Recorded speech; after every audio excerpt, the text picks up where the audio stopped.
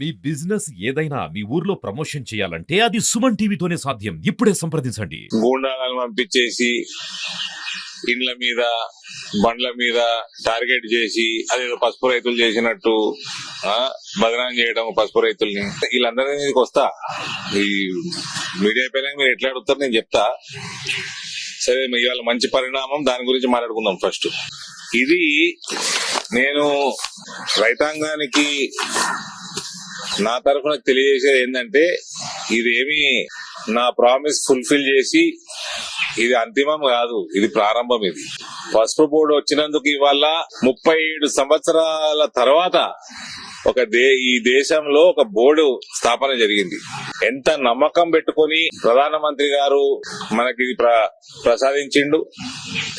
మనము ఇవాళ ఈ పసుపు బోర్డు ప్రారంభమైనాక నాకు ఇంకింత బాధ్యత పెరిగిందన్న ఫీలింగ్ ఉంది. అట్లా అనిపిస్తా ఉంది. నూతన బోర్డుకి మొదటి చైర్పర్సన్ పల్లె గంగారెడ్డి గారు కూడా ఒక బలమైన రైతు కుటుంబం ఆయనది.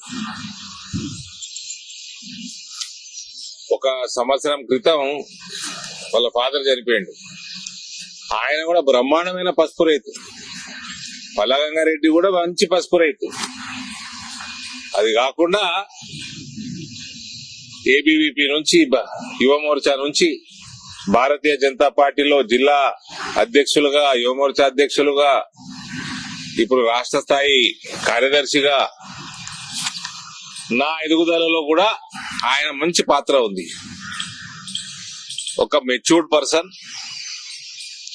గుడ్ పొలిటికల్ బీయింగ్, అన్నిటికంటే ఎక్కువ బ్రహ్మాండమైన రైతు, పసుపు పైన పూర్తి అవగాహన ఉన్న వ్యక్తి, పసుపు పంటకి ఏ రకంగా వంగడాల దగ్గర నుంచి మార్కెటింగ్ దాకా, ఎక్స్పోర్ట్స్ దాకా పూర్తి అవగాహన ఉన్న వ్యక్తి పల్లె గంగారెడ్డి గారు. ఆయనకు కూడా నేను అభినందనలు తెలియజేస్తా ఉన్నా.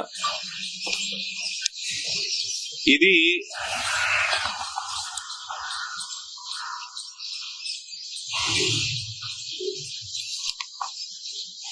పసుపు బోర్డు వల్ల కేవలం పసుపు రైతులకే బెనిఫిట్ అవుతుంది అనుకోవడం తప్పండి.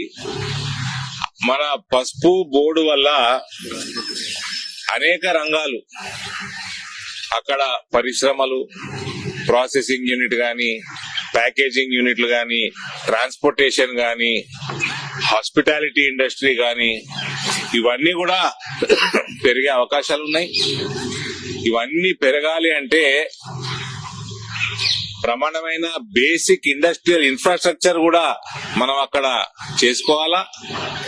ఒకసారి ఇటువంటి ఇన్ఫ్రాస్ట్రక్చర్ డెవలప్ అయినప్పుడు, ఇటువంటి కల్చర్ డెవలప్ అయి, ఇండస్ట్రియల్ కల్చర్ డెవలప్ అయినప్పుడు పసుపుకు సంబంధించే కాదు, ఇతర ఇండస్ట్రీస్ కూడా వచ్చే అవకాశం ఉంటుంది. ఎందుకంటే నిజామాబాద్ ప్రాంతం, ఉత్తర తెలంగాణ ప్రాంతం పసుపు కాకుండా అక్కడ చెరుకు, మన ప్యాడీ, కాటను, అనేక పంటలు, అక్కడ అల్లము, రకరకాల వెజిటేబుల్స్, సన్ఫ్లవర్, ఇవన్నీ కూడా ఆ ప్రాంతంలో పండుతాయి. కాబట్టి స్టార్చ్ ఇండస్ట్రీస్ గాని, ఎథనాల్ ఇండస్ట్రీస్ గాని, ఇతర ఫుడ్ ప్రాసెసింగ్ ఇండస్ట్రీస్ గాని ఒక కల్ట్ డెవలప్ అయ్యే అవకాశం ఉంది. అది ఇటువంటి కల్చర్ అక్కడ వచ్చే అవకాశం ఉంది. దీనికి తోడు ఆల్రెడీ జగరాన్పల్లిలో ఎయిర్పోర్టు ఆల్రెడీ శాంక్షన్ అయి ఉంది. రాష్ట్ర ప్రభుత్వం కొంచెం ప్రొయాక్టివ్ గా ఉంటే అక్కడ పనులు కూడా ప్రారంభం అవుతాయి. దానివల్ల కూడా ఈ పంటలన్నిటికి కూడా మార్కెటింగ్ కి, ఎక్స్పోర్ట్స్ కి అవకాశం పెరుగుతుంది. ఈ అన్ని కూడా ఒక ఓవరాల్ ఒక కల్ట్ డెవలప్ అవుతుంది. ఇటువంటి డెవలప్మెంట్ వచ్చినప్పుడు విపరీతమైన ఉపాధి అవకాశాలు పెరుగుతాయి. మనకు ప్రత్యేకంగా మా ప్రాంతంలో బీడీ కార్మికులు ఎక్కువ. బీడీ యొక్క ఫ్యూచరు కొంచెం క్లారిటీ తక్కువ ఉంది. బీడీ ఫ్యూచర్ పైన, తంబాకు ఫ్యూచర్ పైన ఇంటర్నేషనల్ వాళ్ళు పెడుతున్న శాంక్షన్స్ వల్ల ఫ్యూచర్ పైన నమ్మకం తగ్గుతా ఉంది. అటువంటి వాళ్ళందరికి కూడా ఒక ఆల్టర్నేట్ ఉపాధి ఇటువంటి ఇండస్ట్రియల్ కల్చర్ డెవలప్ అయినప్పుడు వస్తుంది. మనకి airport, railway connectivity as it is బాగుంది, ఇంకింత డెవలప్ అవుతా ఉంది. ఇప్పుడు ఆర్మూర్ ఆదిలాబాద్ ప్లస్ మహారాష్ట్ర నుంచి కర్నూలు డోన్ దాకా మొత్తం తెలంగాణ మీదుగా పోతా ఉంటాయి. మాకు బోధన్ నుంచి బీదర్ కొత్త లైన్ ఏర్పాటు అవుతా ఉంది. ఇంకా రైల్వే నెట్వర్క్ ఇంకా బలమవుతుంది. మంచి హైవే, నేషనల్ హైవే మీద ఉంటది నిజామాబాద్ ప్రాంతం. కాబట్టి మంచి అవకాశం. గోదావరి నది ఒడ్డున పసుపు పడుతుంది. సో ఎటువంటి బేసిక్ రిసోర్సెస్ కి అక్కడ ప్రాబ్లం లేదు. మంచిగా పని చేసుకుంటే ఈ బోర్డు ద్వారా కూడా, అందులో ఈ ప్రాంతం నుంచి పల్లె గంగారెడ్డి గారు కావటం చైర్మన్ గా, ఇది నిజంగా కూడా మంచి పరిణామం. ఆయన కష్టజీవి కాబట్టి ఆయనకు కూడా నేను ఆల్ ది బెస్ట్ చెప్తూ, దయచేసి ఇక్కడి నుంచి మనం పసుపు వెనుకకి చూసే ప్రసక్తే ఉండకూడదు. పసుపు రైతుల యొక్క ఆదాయం రాను రాను పెరుక్కుంటూ రెట్టింపు కావాలి అన్న ఒక ఆకాంక్ష నాలో ఉంది.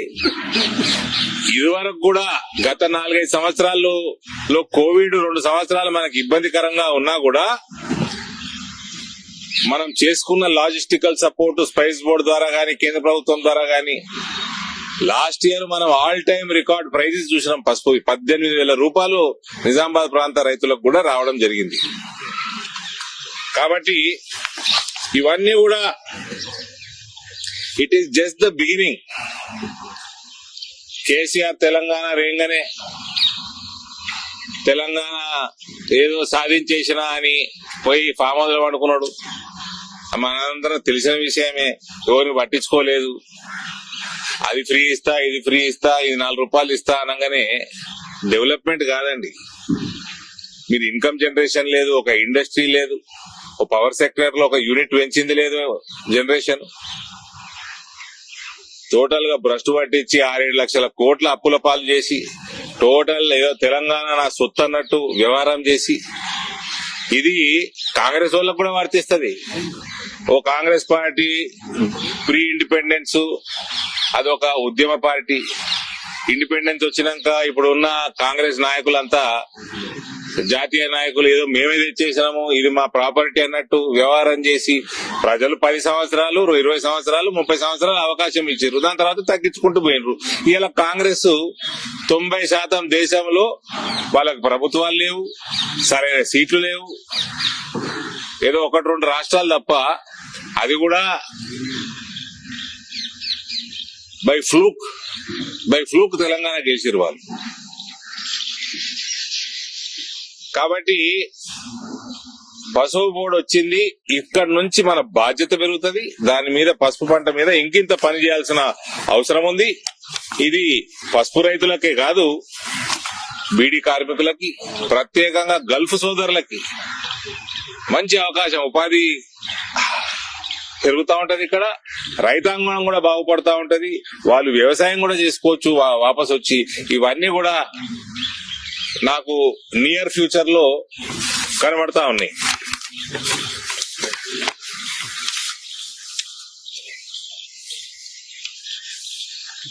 సో మరొకసారి ఇవాళ సంక్రాంతి రోజు ఇంత మంచి డెవలప్మెంట్ అయినందుకు ప్రధాని నరేంద్ర మోదీ గారికి, ఈ మొత్తం ప్రయాణంలో అమిత్ షా గారి పాత్ర పసుపు బోర్డే కాదు, పసుపు యొక్క దిగుమతులు తగ్గించడంలో, పసుపు యొక్క ఎగుమతులు పెంచడంలో, పసుపు యొక్క central office, head office Nizamabad లో రావడంలో అమిత్ షా గారి పాత్ర కూడా పెద్ద ఎత్తున ఉంది. పీయూష్ గోయల్ గారైతే నేనేమేం ఆయన ఎంత సతాయించినో, ఎంత ఎమ్మడబడ్డానో ఆయనే చెప్పిండు పొద్దున. సో పీయూష్ గోయల్ గారికి నేను మనస్ఫూర్తిగా ధన్యవాదాలు తెలియజేస్తా ఉన్నా. This is not the end, this is just the beginning. BRS ఏమంటుందంటే మేము ఒత్తిడి తేవడం వల్లనే పసుపు బోర్డు వచ్చిందని టీఆర్ఎస్. కాంగ్రెస్ పార్టీ ఏంటంటే మేము లేఖలు రాయడం వల్లనే బోర్డు వచ్చిందని కాంగ్రెస్ పార్టీ. ఎవరు అన్నారు? కాంగ్రెస్ పార్టీ ఏం చేసుకున్నాడు తుమ్మల నాగేశ్వర్. ఎడ్ల బండి పోతా ఉంటది, చక్రం తిరుగుతా ఉంటది కదా, దాని మీద తుమ్మల నాగేశ్వర అన్న ఈగ అల్లిందట. ఈ గాలి ఆ చక్రం తిరుగుతా ఉంటే అది కూడా గిరగిర తిరుగుతా ఉంటే నేనే తిప్పుతున్నా ఆ చక్రం అనుకున్నదంట. ఈ తుమ్మల నాగేశ్వరరావు వయసు మీద పడ్డ చిలిపి చేష్టలు పోలే. 3 సార్లు ఎక్కడ ఆయన ఏ పార్టీలో ఉన్నాడు ఆయనకని తెలుసా? ఇప్పటికి 3-4 సార్లు వయసు వచ్చిందా నీకు? పార్టీలు మారుతా ఉన్నావు ఇంకా. వీళ్ళు ఎట్లాంటి వాళ్ళు అంటే ఈయనకంటే ముందు ఎవరు ఆయన నల్గొండ ఆయన వ్యవసాయ మంత్రి నిరంజన్. వీళ్ళకి సొంత భూములు ఉన్నాయి. వీళ్ళు మినీ కేసీఆర్. వాళ్ళు మహబూబ్ నగర్ ఆయనది. అదే గట్లుంటది వీళ్ళు మంత్రులు. వాళ్ళు ఏ జిల్లాలో కూడా తెలియదు మాకు. మళ్ళీ మేము యాక్టివ్ పొలిటీషియన్. వీళ్ళ పోర్ట్ఫోలియోలు తెలియదు, వీళ్ళు ఎడికెళ్ళి వస్తారో తెలియదు. ఫ్యామిలీ రూల్డ్ పాలిటిక్స్ అంటే ఇట్లుంటాయి. వీళ్ళకట వాళ్ళ వ్యవసాయ క్షేత్రంలో వ్యవసాయం చేస్తారట. బయట మాత్రం వేరే పొలాలలో కోరు, వేరే రైతులను పట్టించుకోరు. కేసీఆర్ బాపతి ఇదంతా. So silly comments, silly fellows. Tummala Nageswara Rao, నువ్వు తెలుగుదేశం నుంటివి, నువ్వు కాంగ్రెస్ లో ఉన్నావు, బీఆర్ఎస్ లో ఉంటివి. ఎప్పుడు రాయాలే లేఖలు? ఇప్పుడే రాస్తావా? అప్పుడు చదువు రాలే? లేదా హరీష్ రావు అగ్గిపెట్ట దొరకనట్టు నీకు పెన్ను దొరకలేదా? ఊకే వయసుకు తగ్గట్టు బిహేవ్ చేయవా? టీఆర్ఎస్ అంటుంది మేము ఒత్తిడి చేయడం వల్లనే అరవింద్ తెచ్చిండేది, లేదంటే మా భయంతో అరవింద్ తెచ్చిండు. అంటే నా చేతి పెట్టి బాండ్ పేపర్ చేతి పెట్టి దిద్దిర్రా? ఓలు పట్టుకురు చేతులు. అది మా భయం టీఆర్ఎస్ కి వెళ్ళి ఓలు పట్టుకున్నారు చేతు దిద్ది ఇచ్చిర్రా నాతోటి bond paper. From bond to board, ఇది ఒక ప్రస్థానం. ఇది టీఆర్ఎస్ కు క్రిటిక్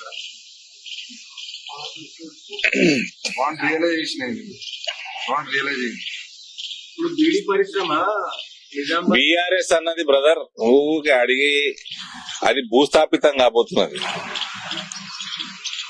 భూస్థాపితమయ్యే సమితి అది. దాని గురించి ఊకే అడిగి మాట్లాడి కూడా టైం వేస్ట్. ఆమె జైల్లో వచ్చింది, మళ్ళీ ఎప్పుడు పోతుందో తెలియదు. వాళ్ళ అన్న జైలుకి పోతాడు తొందరగానే. పోయే లక్షణాలు పుష్కలంగా కనబడి ఆయన సంక్రాంతి నాడు ఊకే బీఆర్ఎస్ అని బేవకూఫ్ల గురించి అడుగుతాయి. పరిశ్రమ అనేది నిజామాబాద్ జిల్లాలో ఒక కుటీర పరిశ్రమ లెక్క ఉన్నది. అయితే ఈ పసుపు బోర్డు రావడం వల్ల ఆల్టర్నేటివ్ ఎట్లా మారుతుంది అంటే వాళ్ళు ఈ పసుపు అంటే ఉపాధి, వాళ్ళకు ప్రయోజనం ఏంటి? ఉపాధి. End of the day it is income, alternate source of income. తంబాకుది యొక్క ఫ్యూచరు బ్రైట్ కనబడతలేదు. For various health hazards, international sanctions. కాబట్టి వాళ్ళకు కూడా ఆల్టర్నేట్ సోర్స్ ఆఫ్ ఇన్కమ్, మంచి బలమైన సోర్స్ ఉంటే ఆ ఏరియాకి, అక్కడ ఉన్న లోకల్ ఎకానమీకి చాలా మంచిది. ఏ ధైర్యంతో చిరునప్పుడు బాండ్ అనిపించిందా ఆ రోజు సక్సెస్ చేస్తామని? పూర్తి నమ్మకం ఉండే, నాకు పూర్తి నమ్మకం ఉండే. ఇది కాంగ్రెస్ పార్టీ వాళ్ళకి గాని, ఈ బీఆర్ఎస్ పార్టీ వాళ్ళకి గాని,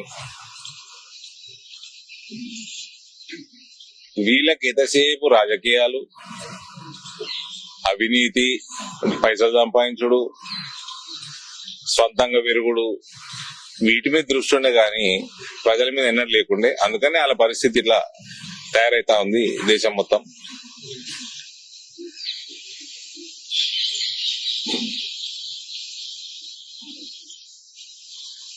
దేని అనుకుంటే ముందు తీసుకపోయి ఆయన స్పైసెస్ బోర్డులు తీసుకుపోయి ఆడ కోచింగ్ వేసాడు.